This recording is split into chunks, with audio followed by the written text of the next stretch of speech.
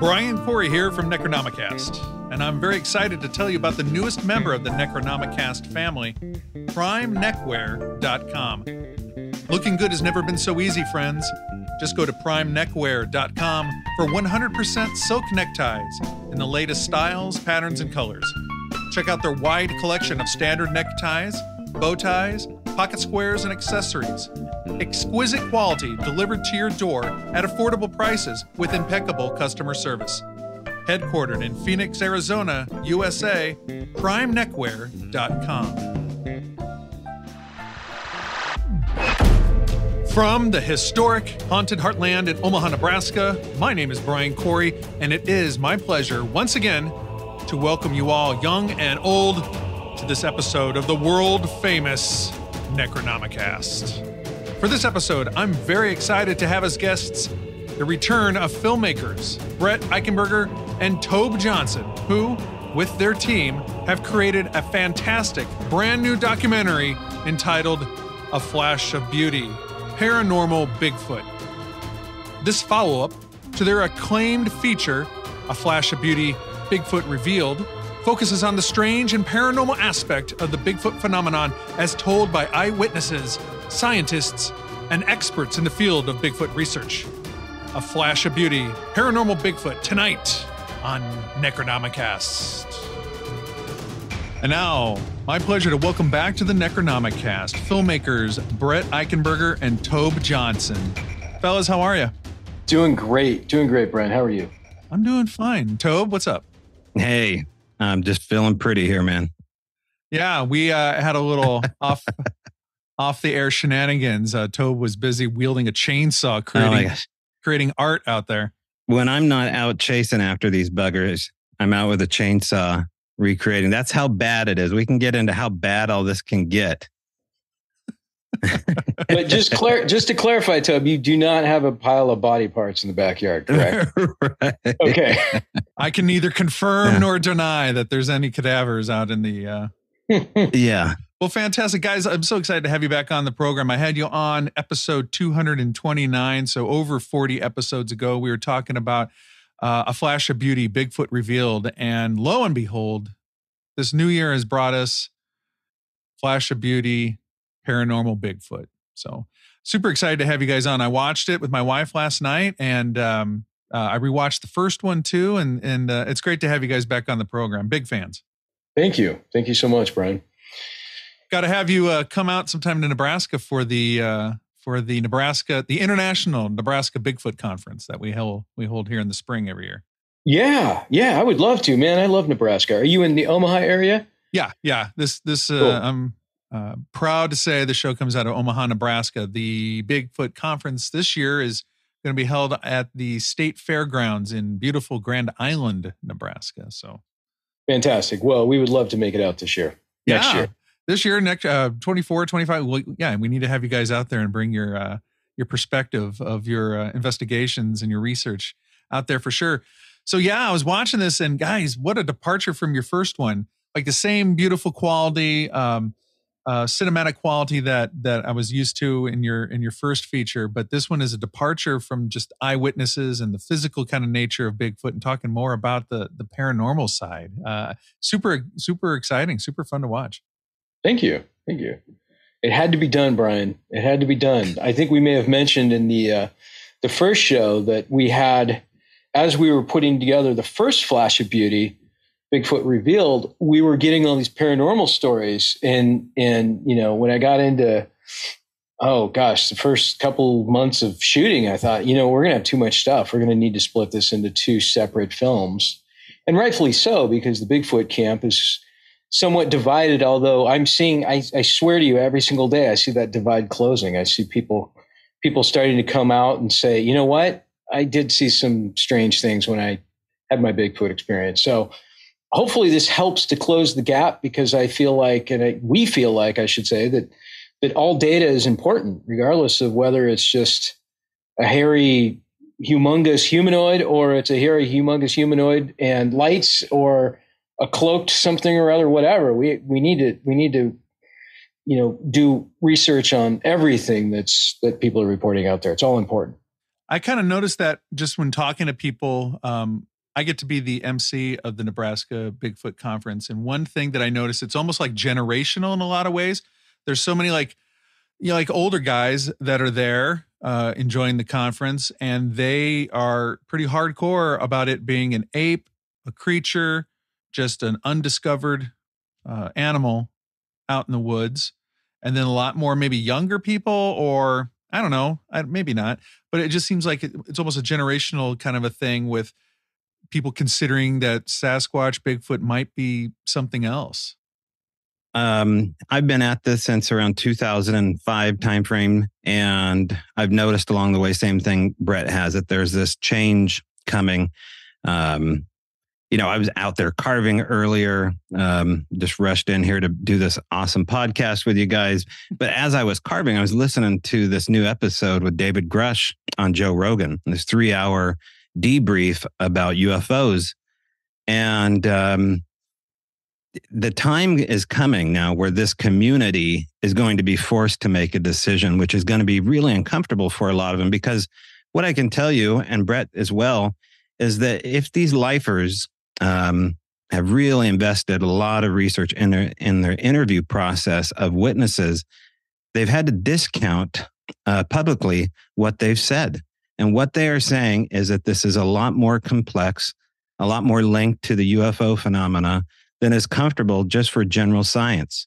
And that's what this David Grush was talking about. He's talking about, biped entities being sourced out to Wright-Patterson Air Force Base, and including in that is possible Bigfoots, according to some of the people that Brett and I have talked to. So there is this crossover between things like Roswell and the bodies that were taken out of Mount St. Helens being stowed away to government facilities.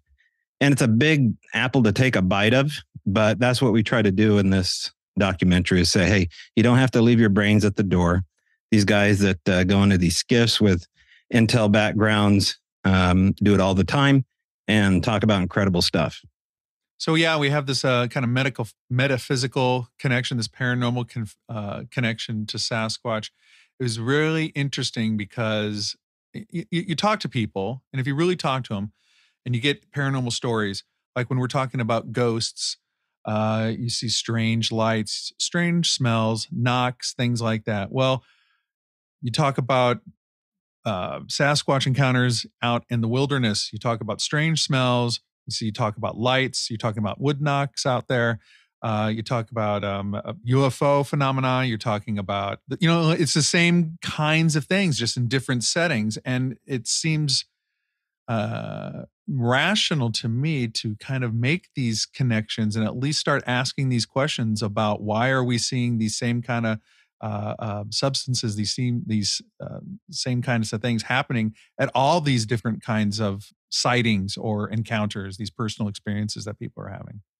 Yeah, no, that's exactly right, is that there is a connection between all of this stuff. And we started realizing that pretty quickly. And, just as an example, in May of this year, there was a story that came out of Las Vegas, and there was a family that claimed to have had aliens in their backyard.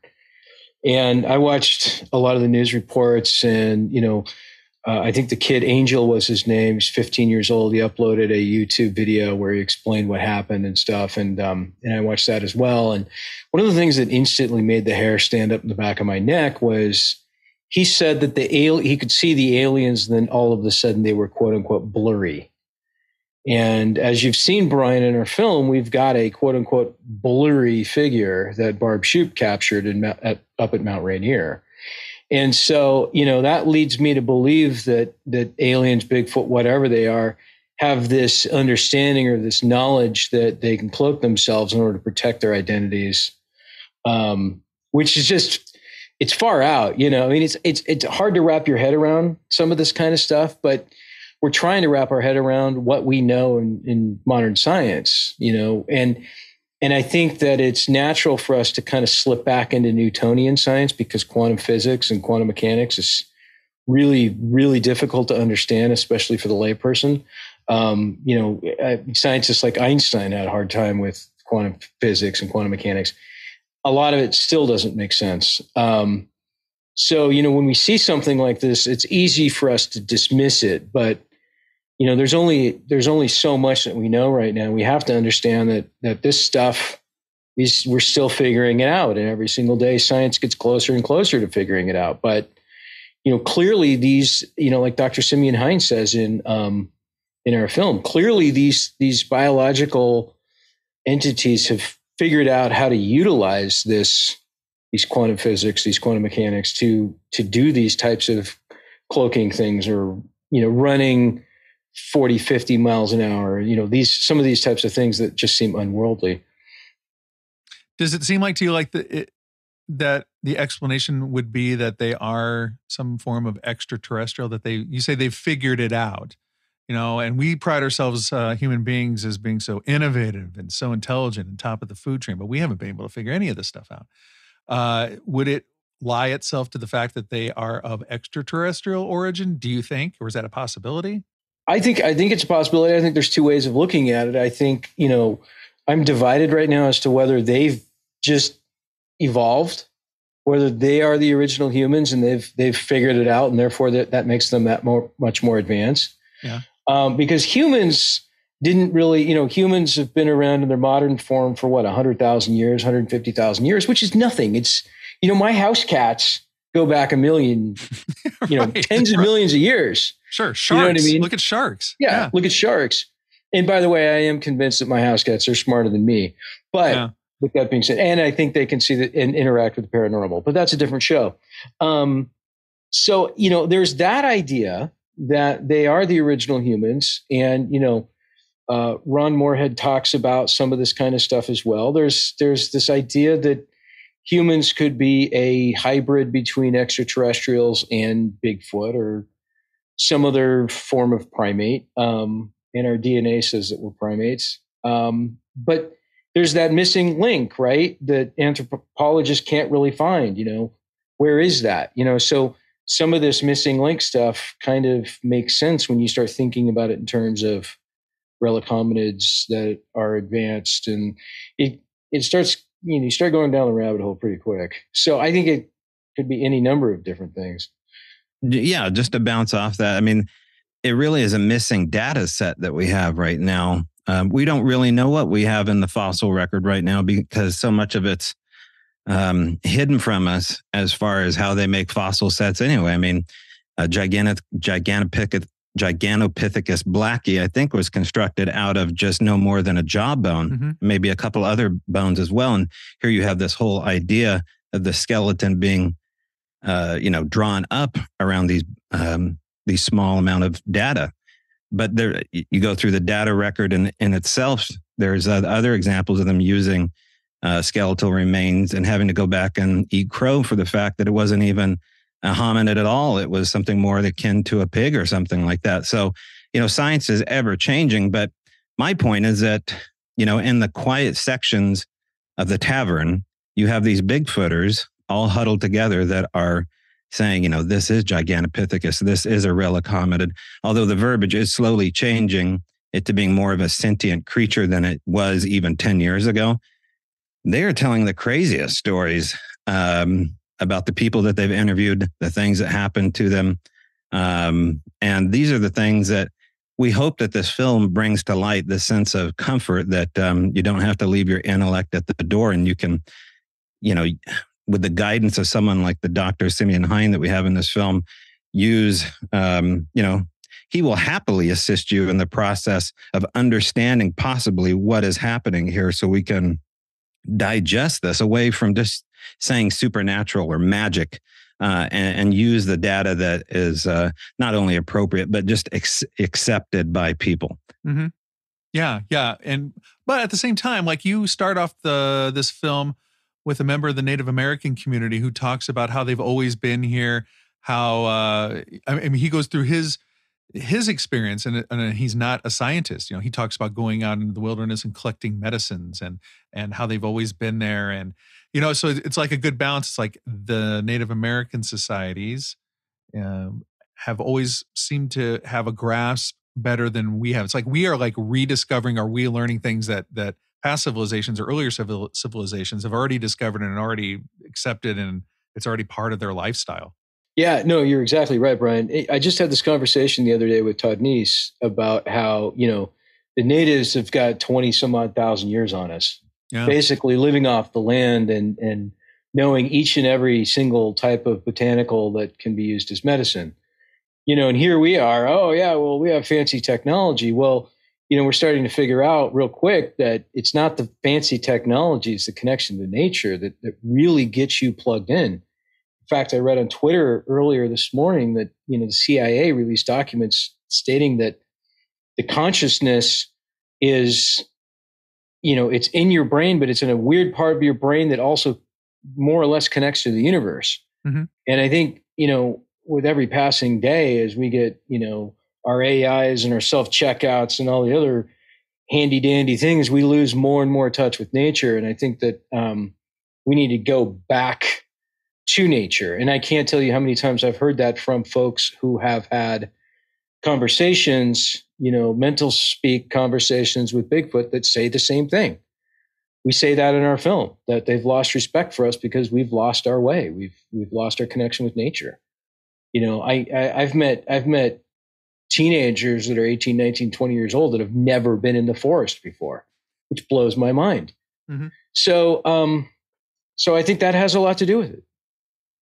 Yeah, I agree. Like, even if you want to talk about ghost hunting too, like there's so much emphasis on the technology of, there's no such thing as a ghost detector, but everybody has their opinions about what kind of recorder, what kind of camera, what kind of LED, what kind of REM pod, like all these things that are used to measure changes or disturbances in the physical environment, and not relying on your eyes, your ears, the millions of nerve endings in your skin, things like that, even reaching out telepathically. We talk about mind speak from Bigfoot. Well, sometimes I think a lot of all paranormal things are some kind of communication up here rather than a ghost, a Bigfoot, speaking physically to us, especially a ghost that has no physical makeup whatsoever. How can they take a breath? How can their voice box vibrate? So I'm going on the ghost route a little bit, but just to draw a connection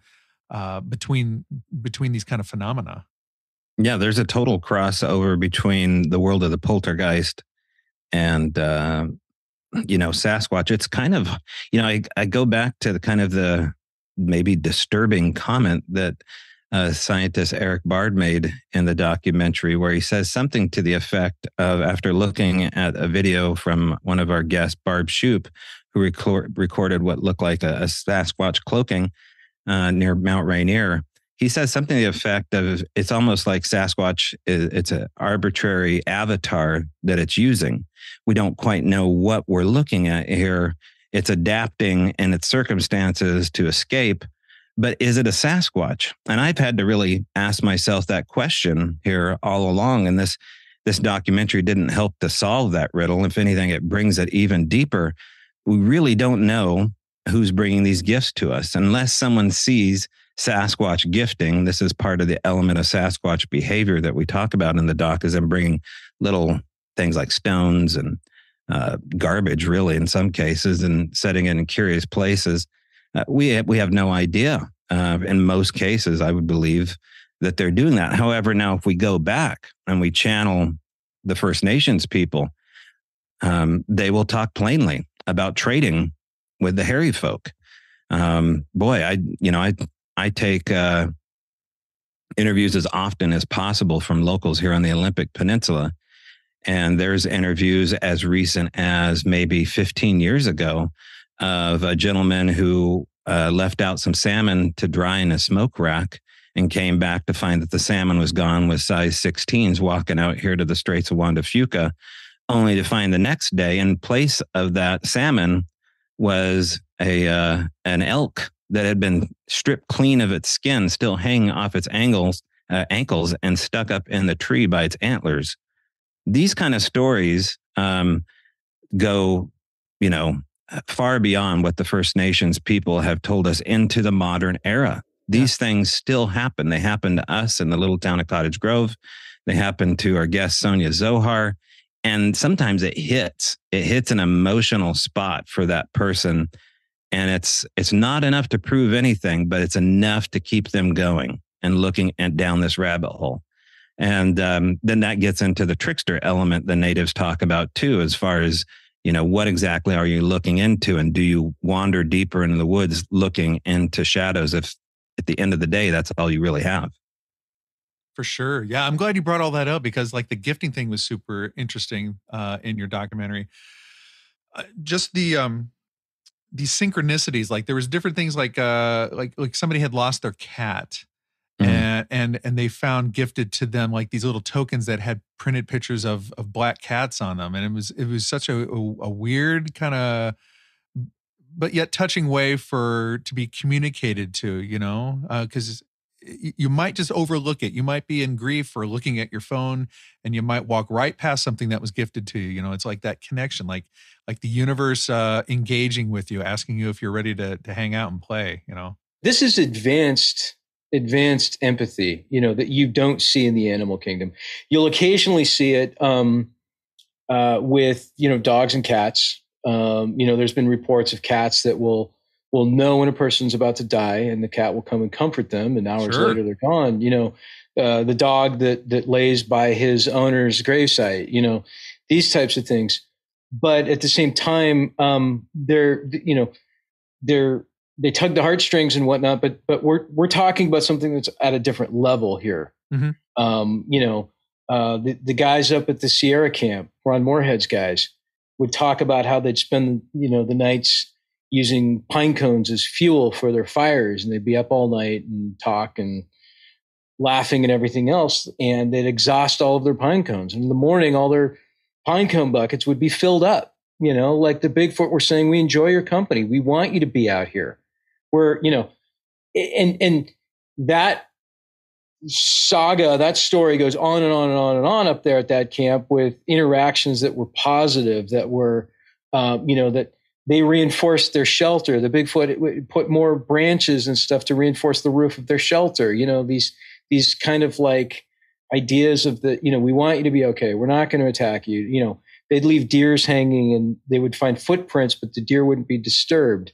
Mm-hmm. Or they would have a loaf of bread in their backpack, and the loaf of bread will have been gone. The backpack will have been cinched back up. This is not something that a squirrel has the capability of doing, or a bear for that matter. So it's really, really, that portion of it is really intriguing to me because of that empathetic, understanding, and that kind of human quality. I think is just fascinating. Oh, for sure. Yeah. And I'm glad you brought up Ron Moorhead. I had him on.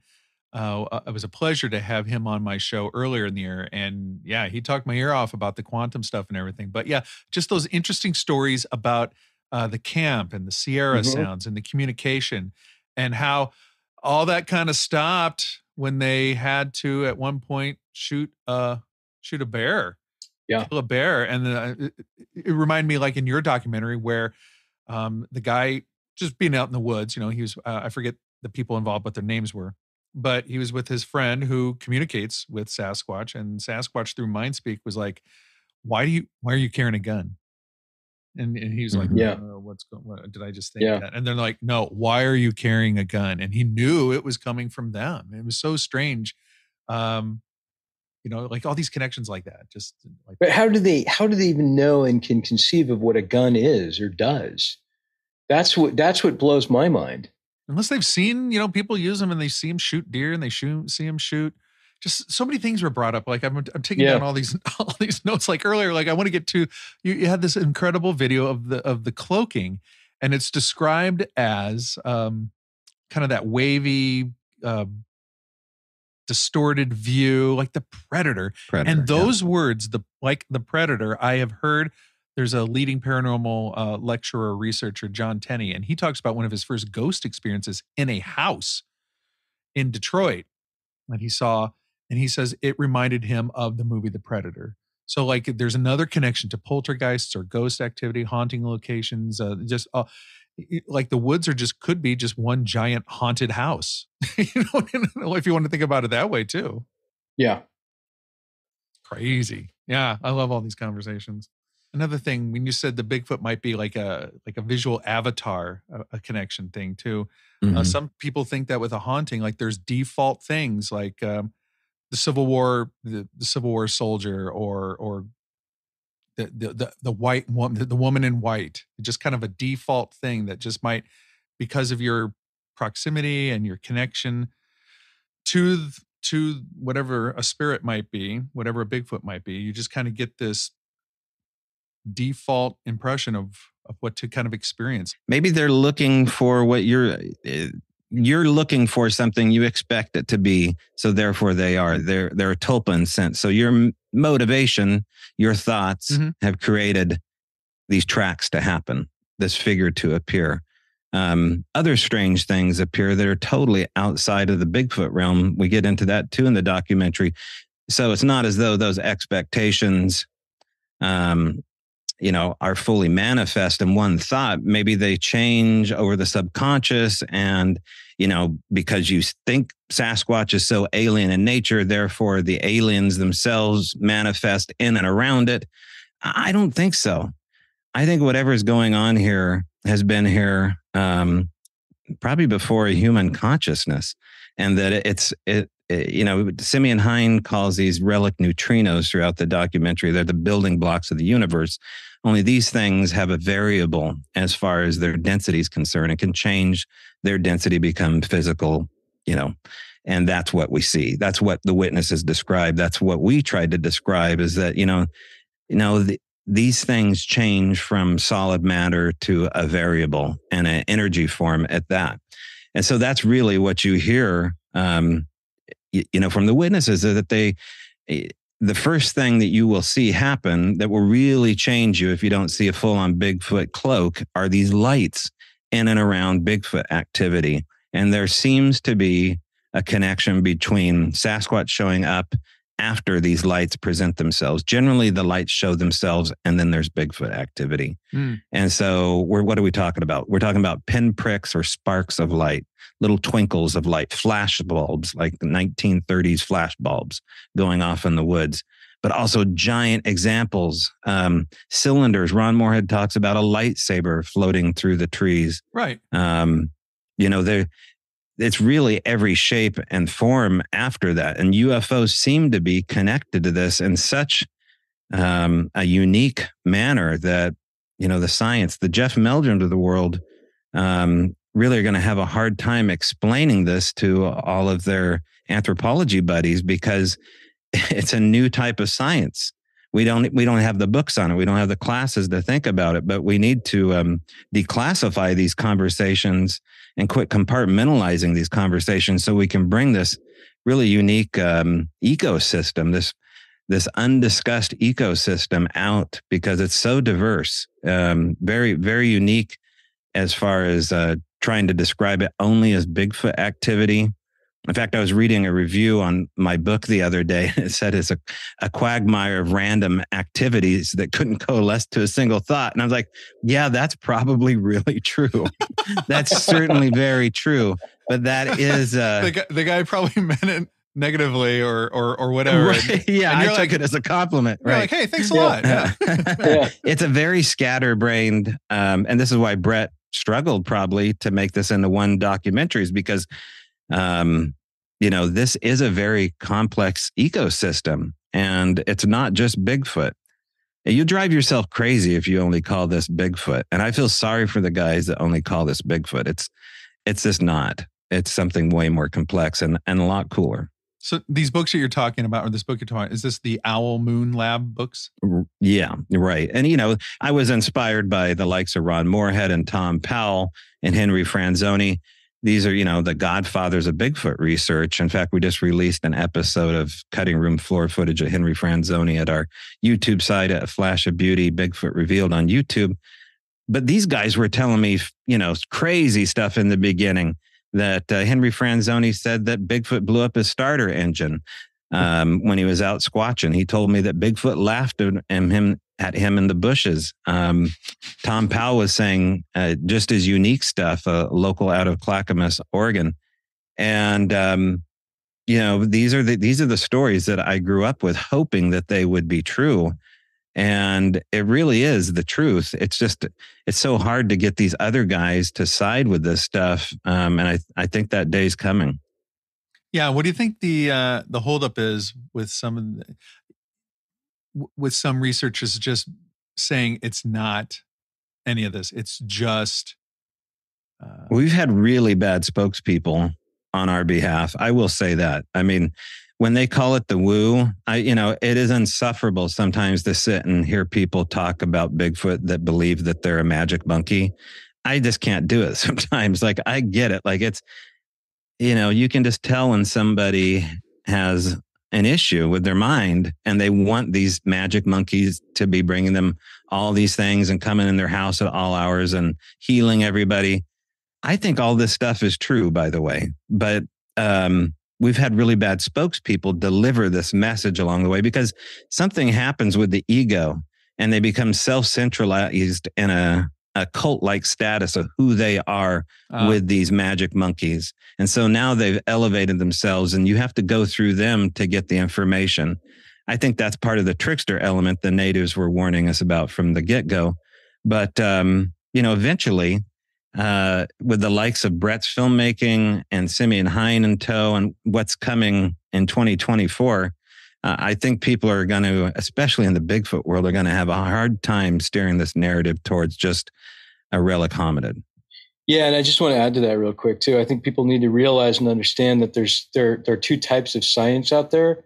There's the privatized science, and the privatized science tends to be classified science, and then there's the academic science. And I think most people, when they're talking about Bigfoot and science, they're talking about the academic science. Academia, with the exception of brave guys like Dr. Meldrum, is not going to acknowledge Bigfoot anytime soon because, one, they don't have a body, and two, because their money is coming from donors and or institutions that don't want to have anything to do with fringe science.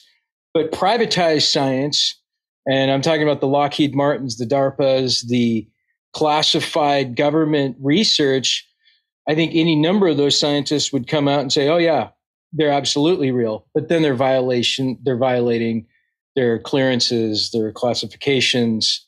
And I want to give one example of that. We premiered at Phenomicon, and there was a guy there that was an engineer, a plasma engineer, and everything he does is classified. And he watched our film and he said, you guys nailed the science. It's all real. So, and that's all he could say. You know what I mean? So there's two different people out there. And what's interesting is that the privatized science, those guys are coming forward about UFOs all day long. Right. And they're telling us the same stories that, John Doe Bigfoot witness and Jane Doe Bigfoot witness are telling us about the paranormal. It's the same stuff. They're describing the same stuff.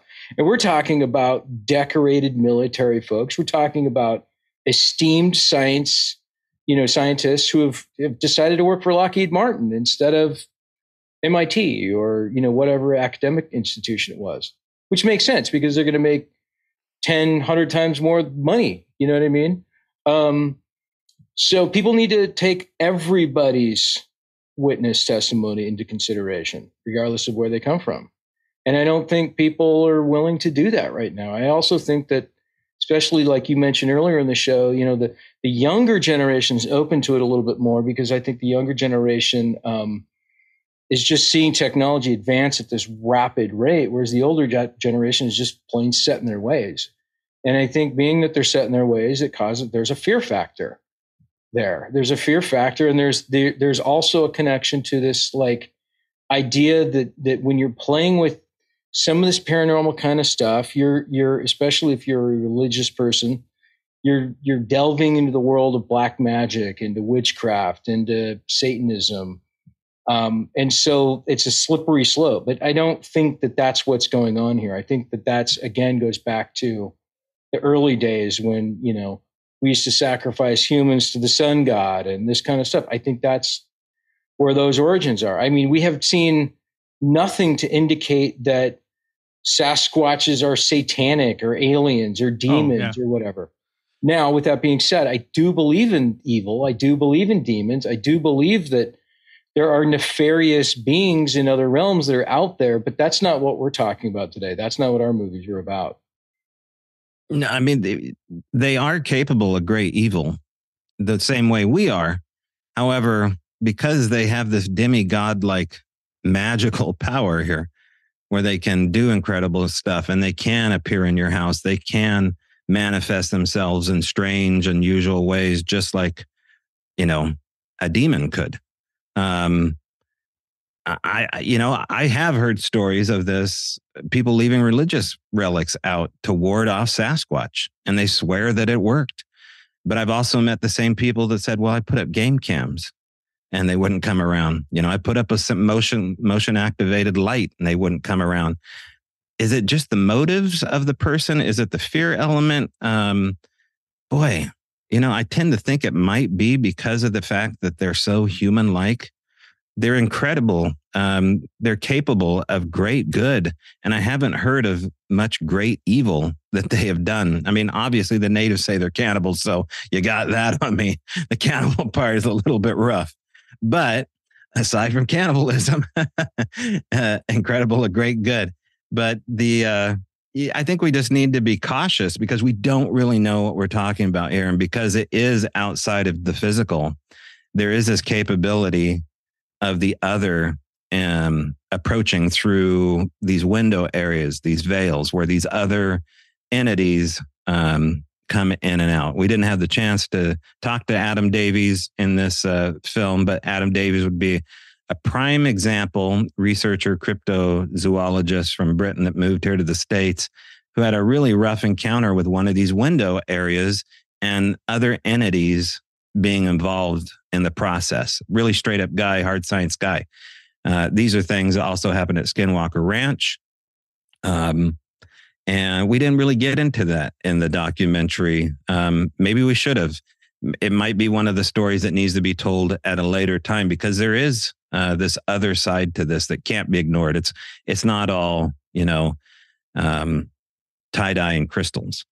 When you guys are saying these window areas, are you talking are like literal window areas like portals, kind of like interdimensional? Yeah, right. Places where the veil's thin for whatever reason, where magic, for lack of a better word, transpires easier.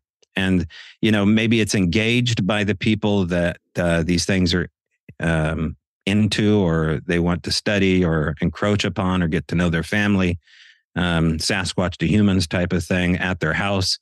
But maybe it's just, it's always been at that place. It's the spot, Yeah. And areas where there's high electromagnetic activity. And this is what Dr. Simeon Heine is getting into when he talks about ball lightning in our film. And I think there might be some confusion to clear up here too in regards to the ball lightning thing, and that, he's not saying that ball lightning is responsible for all this stuff and ball lightning is responsible for orbs, so on and so forth. But ball lightning is but one example of supercharged coherent matter that has massive amounts of electromagnetic energy. Yeah. And, all of these instances, and some of these scientists will tell you too, that electromagnetic energy is kind of the key to all of this. And we can kind of see that too with just some of the really bizarre things that electricity can do to people. And you ask anybody who's been struck by lightning, we've heard stories of people becoming savants after being struck by lightning, knowing how to play, concertos on a piano when they'd never tickled the ivories once in their life. I mean, that's paranormal, right? Sure. How do you explain that? We don't understand the brain that much to explain those types of things. So anything involving, electromagnetic energy or electricity at any sort of spot or hotspot is going to produce some wild stuff. So yeah, even ghost hunters are wandering around with EMF detectors. And who's to say that these balls of light, these apparitions that people might see out of the corner of their eye might be something even connected to that? And it's like they can tap into it too, because, we talk about how batteries drain, electronics malfunction, car batteries drain. Henry talks about a starter exploding or whatever. I think it feels like, and they can get into your phones. Eric Bard talks about how something got into his iPhone and caused distortion. It happens all the time on Skinwalker Ranch. Yeah. These iPhones start going haywire. And that's really just manipulating electromagnetic energy somehow. Sure, for sure. For sure. So when you were talking about these open windows, these portals kinds of things, and I'm not asking you really to speak upon this, but I read and listen to a lot of David Paulides, the work that he does with missing people. And it just sounds like these people could be just tumbling through a portal somehow. They're stumbling through it somehow and ending up someplace else or not being found at all. Like this, and you talked about evil Bigfoot or cannibalistic, and I'm not talking too much about that, but I'm just saying, like, so many of these horrible mysteries that come out of this, these horrible scenarios that come out of these mysteries, might be related as well. Missing people, unaccounted for slips in time, all that kind of stuff. So strange. Well, there's a little bit of crossover for the fact that a lot of people hypothesize Sasquatch live underground for the main part. There's a famous TikTok footage going around of a guy here in Quartzville, Oregon, talking about a giant coming out the side of a mountain. And I think it's got like 6 million views. So the culture is behind the idea. I don't know if there's because where there's smoke, there's fire, but the old mythos is that these things live underground. And perhaps they do. And certainly part of the clusters that Paulides talks about are near boulder fields. One of the best spots you can go squatching is at a rock quarry. Why is that? Lots of activity happen at rock quarries, not only Bigfoot activity, but UFO activity. And I just throw poltergeist into the mix here because they're part of both of those worlds. But, I tend to think that there's probably, there you go.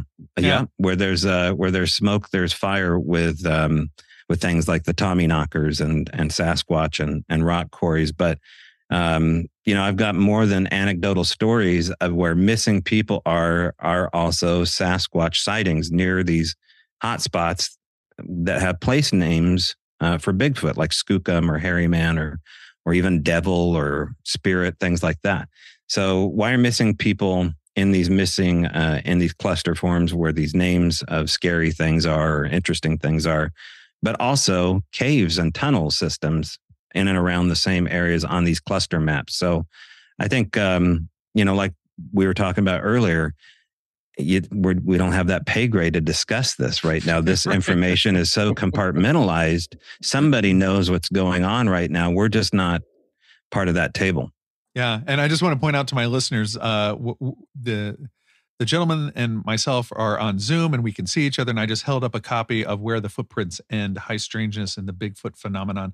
That was written by past guests Joshua Cutchin and Timothy Renner, who are on the Necronomicast. But yeah, a fascinating book there talking about a lot of these strange phenomena that we're talking about right now, taking this idea of just a forest creature and exploding it and checking out all these connections. Have you guys personally, and I don't think I asked you this on the last time I had you on, have you guys personally had Sasquatch encounters or experience like that? Yeah, I think both of us have to one degree or another. I had a sighting of an individual behind my Jeep that was the precursor to a lot of the Bigfoot stuff that would come in Cottage Grove. And it's a little bit of a detailed story, but yeah, I've laid eyes on what could only be described the lower half of a Sasquatch. If you're going to see Bigfoot, you might as well see its big feet, right? Which was pretty cool.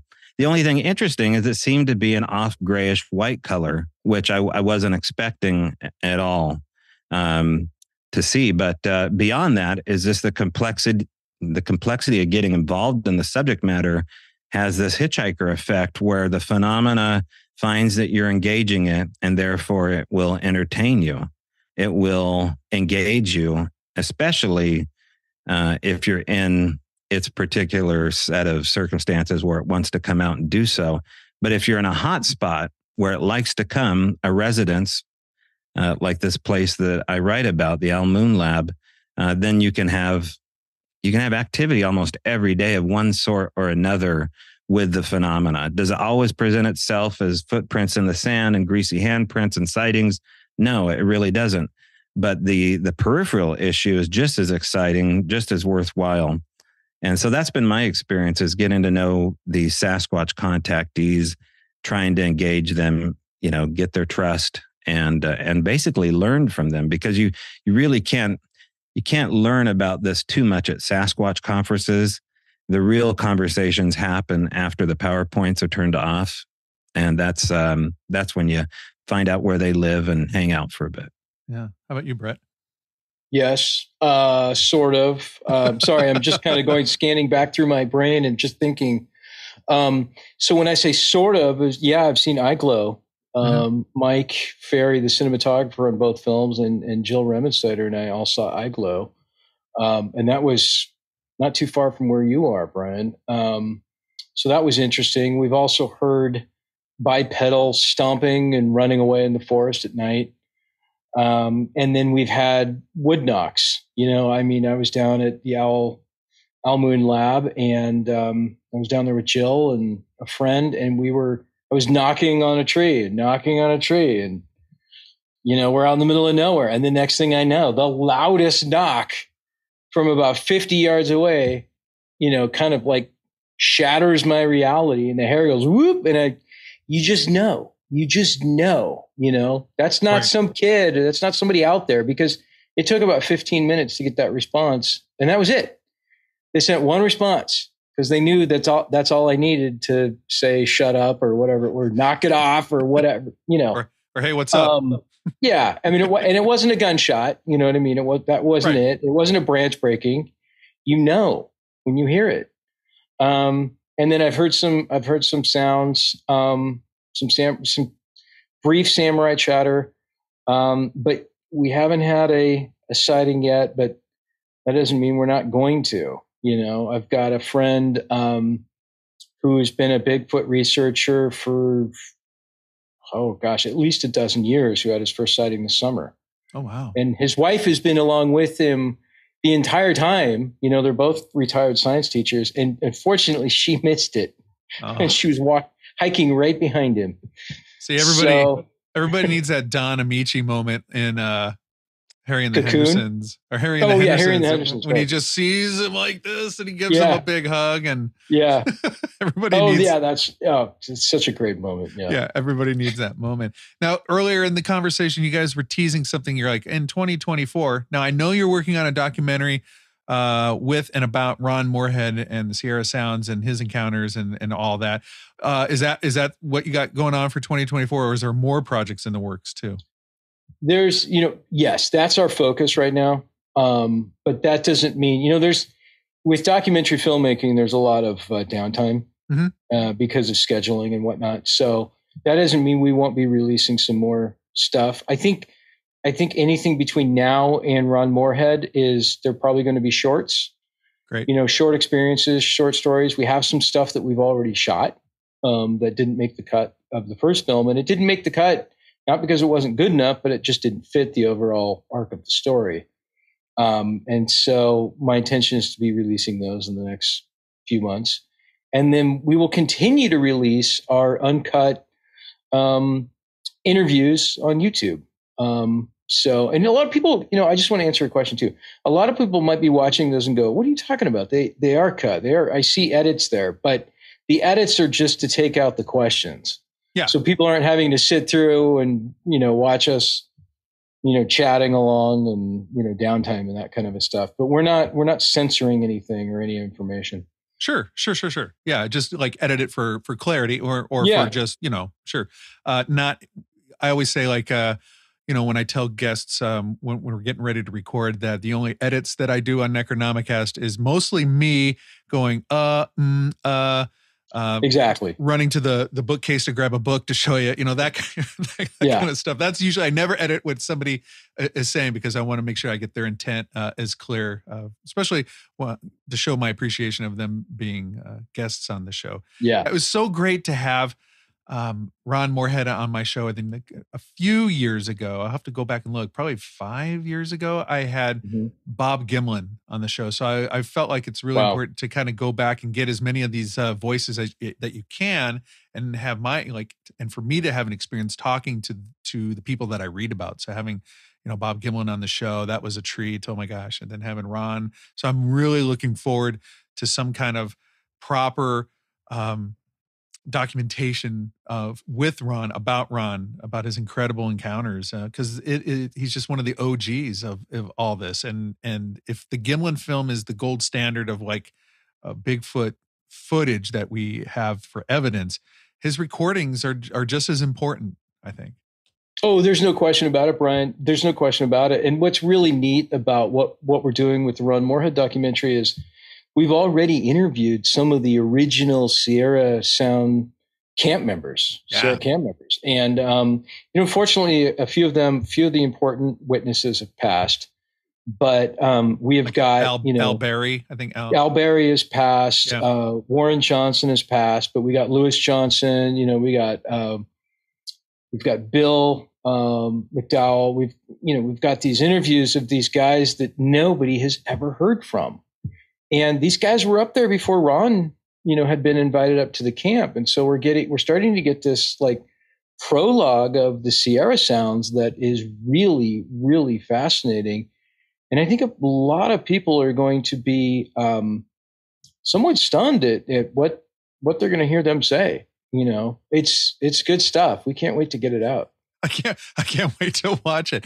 So if people want to watch your show, now we're recording this in November, but it's going to be like beginning of January that I'm going to release it. So everybody that's listening to this right now, it's January.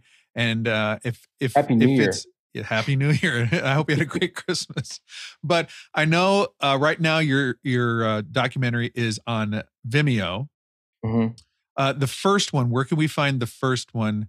A Flash of Beauty, Bigfoot Revealed. So we are in the midst, as of this recording, of switching distributors. Mm-hmm. So my hope is, by the time this airs, that both of our films will be available on Amazon, iTunes, everywhere that you are looking to watch them. With one exception, the sequel won't be on TUBI for a while, just like the first film. The first film wasn't on TUBI for a while. And that's just part of the business model, if you will. So we're working as fast and as diligently as we can to get these movies out there so that anybody and everybody can watch them. But in the meantime, if we haven't resolved that in the next couple of months, knock on wood, the first film may or may not be available at this moment in time, but it will be. And then the second film will assuredly be available on Vimeo. Which is vimeo.com/on-demand/paranormal Bigfoot. Fantastic. And I will make sure that when this episode is published, and if you're listening to this, Necronomicast listeners, just go in the show notes. I will put up-to-date information on how you can click and watch these paranormal Bigfoot and also Bigfoot Revealed documentaries that are super fascinating. And hopefully very soon I'll be able to give and forward along updates on the Ron Moorhead story. Are you guys still right now collecting GoFundMe or crowdfunding for this Ron Moorhead show? We don't have any active campaigns at this moment in time, but it takes a lot of money to make a documentary. And, if there are people out there that want to pitch in and help, that would be awesome. Because these films are all self-financed. We don't have corporate backers or anything else. And so, in-kind donations are great. Sponsorships are great too. If somebody out there has a small business or a company that wants to be represented in the film that might have to do with the outdoors or something like that, get a hold of us. And, so there's lots of opportunities to get involved. Yeah, if you guys ever come around the Midwest area, I would love to meet you guys. It'd be fantastic. Whether it's either at the Nebraska Bigfoot Conference that's held here in the spring, or if I have to put on some hiking boots and walk around with you guys. I really appreciate the thoughtfulness, and not only that, I didn't even get to the point of talking about the artistry. Like you guys, the way you frame shots, the way this is edited, the beautiful drone footage. I mean, you have also this this passion towards Sasquatch and telling stories, but you have like technical prowess too. It's like they look amazing. And they sound amazing too. Like they're crafted so well too. It's head and tails just some of the finest like paranormal documentary footage that I've seen. It's just so well done. It's exquisite in a lot of ways. Thank you, Brian. I appreciate it. Yeah, fantastic. Well, it has been my pleasure to have on the show Tobe Johnson, Brett Eichenberger from Paranormal. Wait a minute, let me get this straight. A Flash of Beauty, Bigfoot Revealed, and A Flash of Beauty, Paranormal Bigfoot, where if you go in the show notes, you can click and watch it. And as always, gentlemen, thank you so much. I'm super proud to have you on the show. I support what you guys do, and it's great to have such creative, passionate, and talented people on my show for the benefit of my listeners and myself. Thank you. Thanks for having us, Brian. Appreciate it. You bet. Take care, guys. There we go, everybody. Episode 266 of Necronomicast. Brett Eichenberger and Tobe Johnson from A Flash of Beauty, Paranormal Bigfoot.